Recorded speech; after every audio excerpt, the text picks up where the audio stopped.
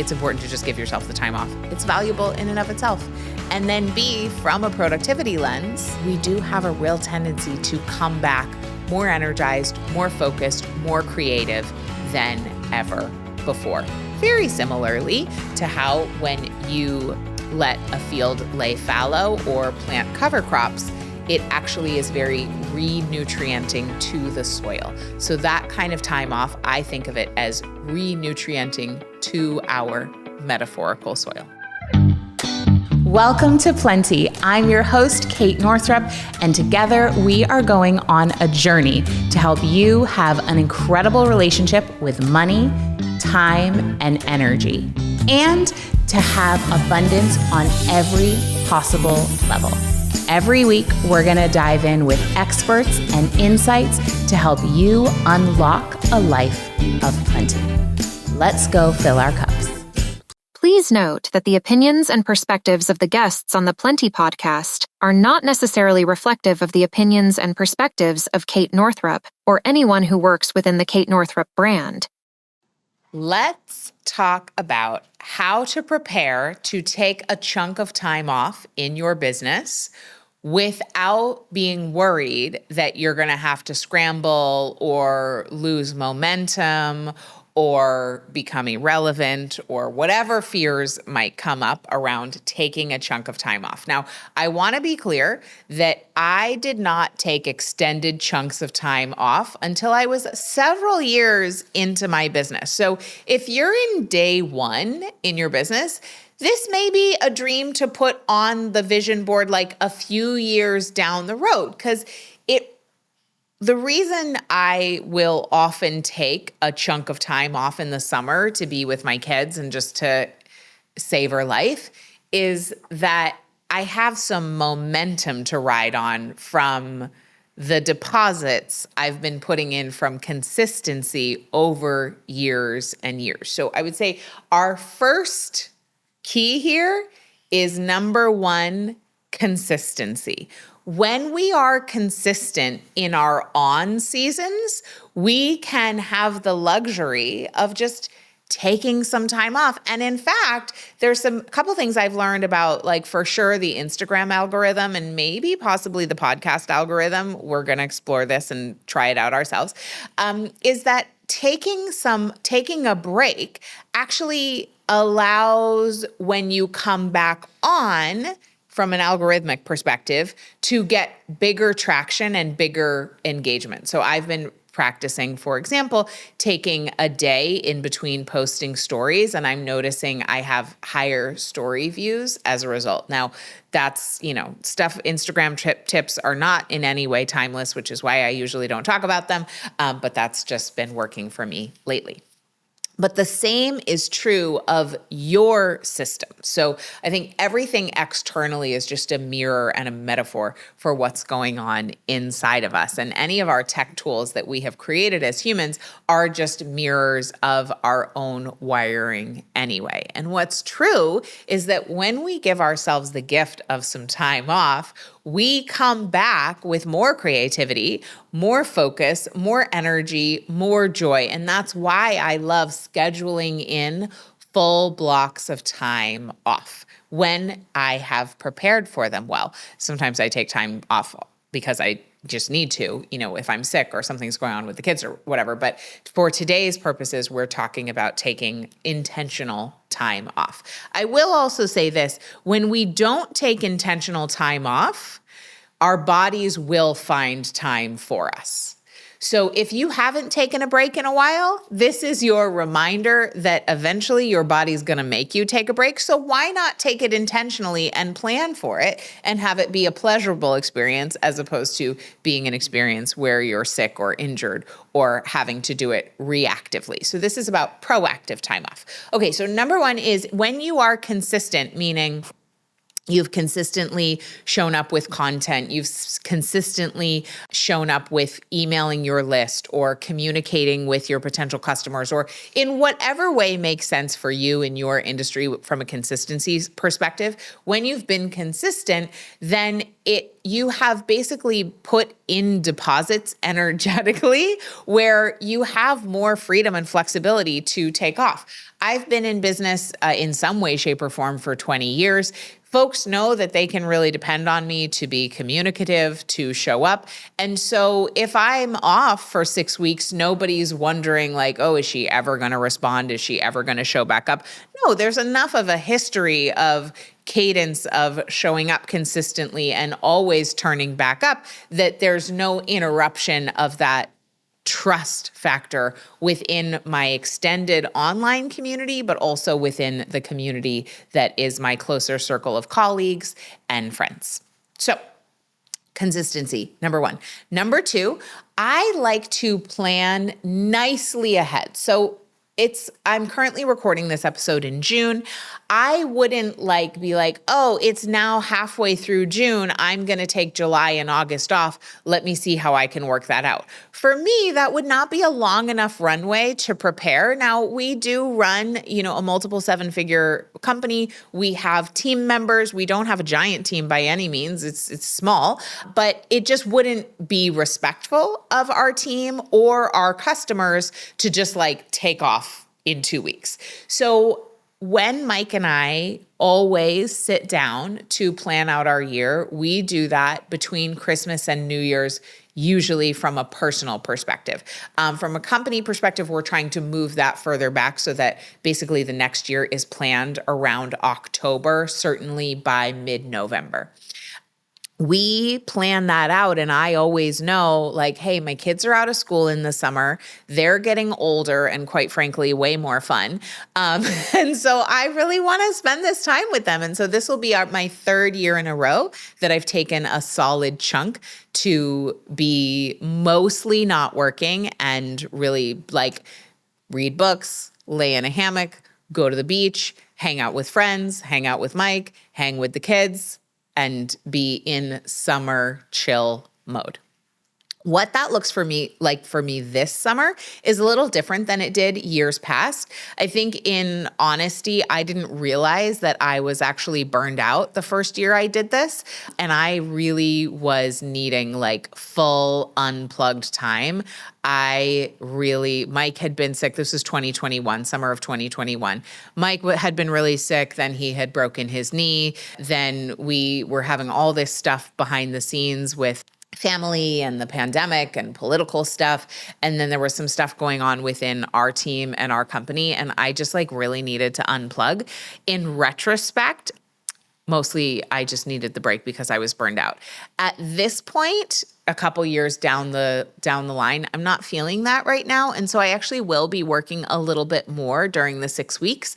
And the nature of it will be that there's 1 week where I'm completely offline. I won't be on social. I won't be on email. I won't be on Voxer. I won't be checking in with the team. I'm just going to be with Mike.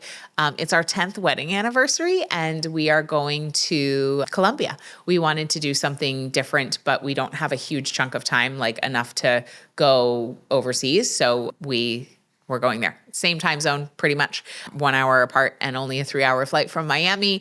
And we're excited. So I knew that was going to be a week totally off, but the rest of the weeks I'm delivering relaxed money. And it is one of the most joyful things I do. I love it. I teach it live on purpose because I love teaching it live. It is our signature program. We did decide that we're only doing it one time a year, which has allowed me to give it even more of my time and energy, knowing that the next time I teach it will be in 2025. So this is a vote for doing less as a result, being able to do it better. I know that I'm delivering relaxed money better because I know that I can leave it all on the dance floor. I don't need to save anything up in terms of turning around and then relaunching and then delivering it again in 6 months. I'm not going to be doing it again for a year. So I'm delivering relaxed money once a week for an hour, which requires me to prep the slides and review the handouts and that sort of prep. So that's a few hours of prep plus 1 hour of teaching. And then there's like a group coaching call here and there. I think there's just one in July and one in August, and those are 1 hour. So that's pretty much my whole work commitments. I think maybe I have 1 or 2 other Zooms scheduled. But one thing I did this year that I highly, highly recommend, I hadn't done it before, but I decided rather than book podcast interviews, not for my podcast, not for Plenty, but for when I'm on other people's podcasts, I used to kind of just like book them whenever, and I would just fit them in. So when I got invited on someone's podcast that I wanted to say yes to, I would look at their schedule and my schedule, and we would just find the soonest available opening that intersected for both of us. I don't do it that way anymore. Occasionally I will, but here's what I've been doing that I love. So please take this if it works for you. I decided to, instead of just do a bunch of podcast interviews all through January, all through February, and all through March, I decided to have 1 week where the person who schedules my podcast interviews tried to schedule as many of them as possible all in the same week as in March. So I did a whole interview week where I knew I needed to look good for camera. I needed to have a top on with some visual interest, and I was just in podcasting mode that week. Now, some of you who've been following along for a while, you might be wondering, oh, were you able to schedule it while you were ovulating? So you were in that high energy phase and you were like verbally your most fluent and all of that stuff. No, unfortunately, actually in the end, I did end up being ovulating that week, which was just sort of by luck or synchronicity, but I don't know that far in advance, like if that's going to be happening. So just so you know, in case you were wondering, I just was like, this will be luck of the draw. We'll see where I am in my cycle. And I did end up being at a peak time for high energy and connection, which was really awesome. So I did that. And then I decided rather than just then try to fit in podcast episodes here and there in May, June, July, and August, I chose a week in September that will be another podcast interview batching. So all the podcast interview requests that are coming in right now, we're scheduling them for this 1 week in September. And then I'll probably do like another week in December or January, and then another week in March. So I'll try to have basically 3 weeks a year where I batch in as many of the podcast interviews that are possible that are virtual, so that I'm not switching contexts a lot. I'm sure if you've been a student of productivity work for a while, you've heard about context switching. So context switching is when we go from like, okay, now I'm having an internal meeting with my team. Now I'm creating content. Now I'm on Instagram. Now I'm responding to DMs. Now I'm in my project management software. Now I'm trying to write an email. Now I'm on a podcast interview. Now I'm coaching. Like when we context switch from doing one thing to another thing, it wastes a ton of energy. And getting refocused and back in the mode of what we are actually supposed to be focused on can take sometimes 15 to 20 minutes. Like it can actually take a long time. And I write about a lot of this data in chapter 2 of Do Less. So if you're a data nerd like I am,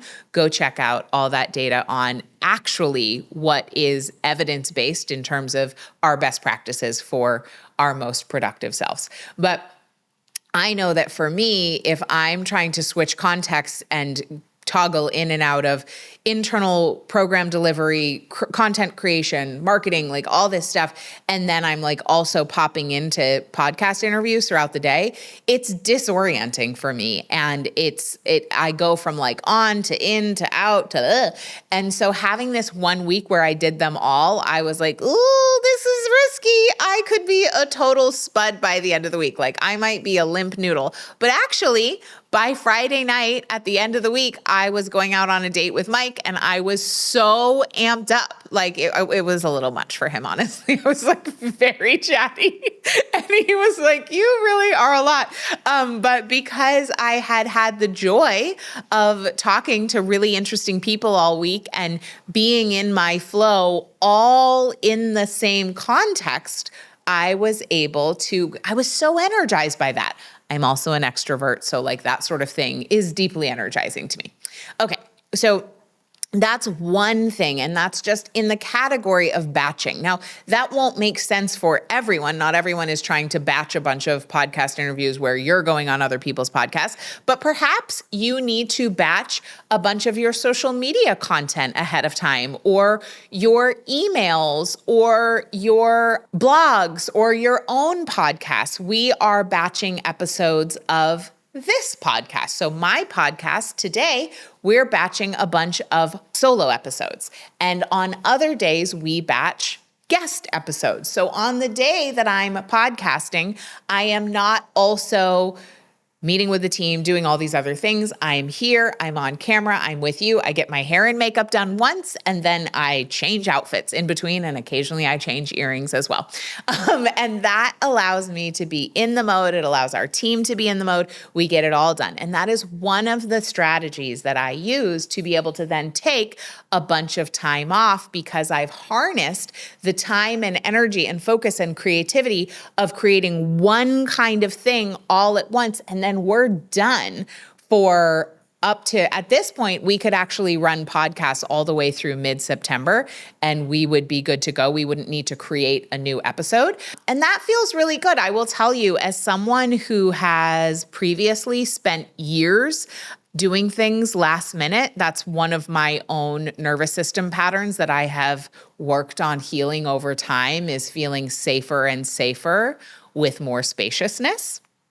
Now, having this level of spaciousness, it used to feel like a threat to my system. And we'll link in the show notes, there's an episode that I did about slowing down and why that can feel really stressful and how to slow down without it feeling like a threat. So we'll link that for you. So it used to feel like a real threat to me to have this amount of spaciousness.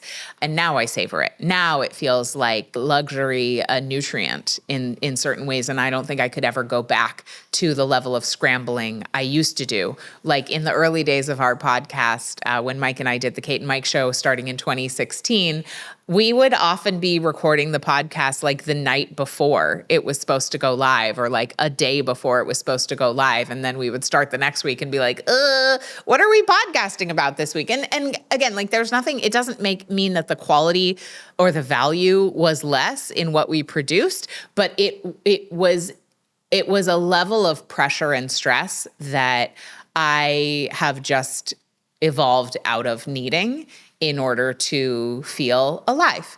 And now I have over time moved from fueling my business and my life from stress and pressure to fueling my business and my life more from pleasure and savoring. It is a continued work in progress. This is in no way perfect. So, okay, we talked about consistency. We talked about batching. We've talked a little bit about the nervous system, of course, because I can't help it. And I also want to say, when you're taking a look at taking some time off, it's also a wonderful time to look at what you do consistently, the ways you show up consistently. Certainly if you're an online business owner, or if you're a business owner of any kind, like what do you do week in and week out? Write it down. Write it down. Okay, I send an email to my list. I post on Instagram, 5 days a week. I show up in my course. I show up in my online community. I do my coaching calls. Whatever, what have you, right? And look at that list and ask, which one of these things could I actually experiment with putting on pause? So actually, just before we hit record, we decided to experiment with taking a hiatus on the podcast and putting it on pause, not because we don't have enough episodes. Actually, we have more than enough episodes, but just to see that's in alignment with our brand and with doing less to have more. Also, people don't need a new episode every single week. Like, you've got plenty of things to listen to. Let's all take a break, shall we? And we're just going to experiment with, what is it going to look like from our production cycle? What is it going to look like from our process cycle internally as a company? And then also, just interestingly, what's it going to look like to our metrics and to our data of podcast downloads to have the month of August where we are on hiatus, where we're pausing between the first year of Plenty and the second year of Plenty. So we'll see. I'll let you know. Make sure you're on my email list because that is likely not an entire podcast episode that I would record, but I can write an email about it.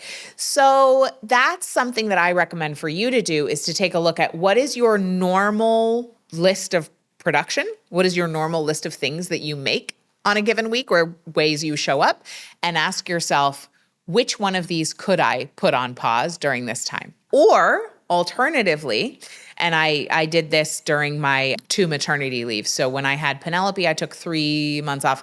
When I had Ruby, I think I scheduled for a full month off, but I ended up taking 5 months off to some degree. And what I did for both of those times, at that time, I was doing a weekly blog post, and also for Ruby, also a weekly podcast. So Mike and I batched our podcasts for a month for before Ruby was born. And then we started podcasting live again after she was a month old. But for Penelope's maternity leave, I had a series of blog babysitters. So instead of me writing a blog every single week for that 3 months, I asked 12 people who I absolutely love and adore, who I thought my audience would love and adore, and they each wrote a guest post, and we had an assistant be able to format their posts and do all of that and send those out. And so that was also really fun. It was a great way to share people I loved with our community, continue to serve our community in a consistent way, give visibility to those people that I asked, and then also to be able for me to take that time off and take 12 weeks off of writing a weekly blog. So that was kind of an unusual, or like a out of the box way to do it, but it was like a win-win-win-win-win-win-win. I always love to think about, okay, if I'm not going to do this thing, what could be a way to give an opportunity for somebody else to show up in this space and for my community to be able to receive while I'm on a break? So that's an alternative way to think about it, and hopefully that might have sparked an idea for you. The other thing is, I think communication is really key. In full transparency, this is something that in the past, I don't think I've done great at. So what we're doing internally is in about a few days from now, we're sitting down with some of our key leadership team, and we are actually mapping out what are the deliverables for the summer? What are the expectations for the team? What does need to happen during those 6 weeks while I'm not in as much production? But what are the things that could happen within the company that don't require me to be as on and as present? Because at this point in our business, I started this business in 2010-ish, 2009, 2010. We're at a point where I do not have to be present for every single thing to happen. I also, at this point, don't have any amount of my identity or my value wrapped up in being needed in that way. As much as things can be created without me, I'm like, yes, hallelujah. So it's a wonderful thing to be able to sit down and communicate. Okay, great. So here are the expectations. Here's what other time off people have. Here's how we're going to play that Tetris for those summer weeks and figure out what are the objectives, what are the goals, and everybody knows what they are responsible for holding. I will be perfectly honest, I did not do a good job of that in the past. And so it's an area of growth, clear communication, and clearly making sure that everybody knows what they are responsible for, so that things don't just kind of stall out while I'm not as in the mix. And that's, again, that's going to be like an ongoing evolution. So let me just summarize. 1, when you've been consistent for a long time, you can have the luxury of taking more time off. Number 2, giving yourself a nice long runway.